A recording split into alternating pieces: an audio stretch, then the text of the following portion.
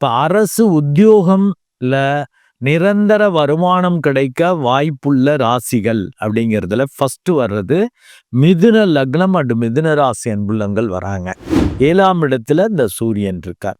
3ஆம் இடத்ததிபதி 7. அப்போ முயற்சி கைகூடும், அதற்கேற்ற சூழல் அமையும்.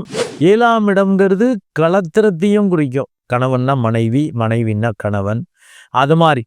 அப்போ நல்ல சூழல், நல்ல பார்ட்னர் கிடைக்கிறதுக்கான வாய்ப்புகள்லாம் இருக்கு. அரசு உத்தியோகத்துக்கு பரீட்சை எழுதிட்டு இருக்கீங்களா? கண்டிப்பா கிடைச்சிரும். கன்னி லக்னம் அண்டு கன்னிராசி அன்புள்ளங்களுக்கு 4ஆம் இடத்துல இந்த சூரியன் இருக்க இந்த புத்தாண்டு பிறக்குது.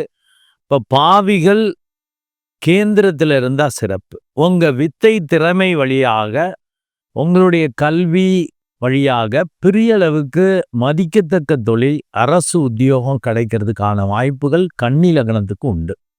யாராவது பெரிய மனுஷங்க ஆதரவு, பெரிய மனுஷங்க சப்போர்ட்டோட தான் உங்களுக்கு அந்த வேலை கிடைக்கும்.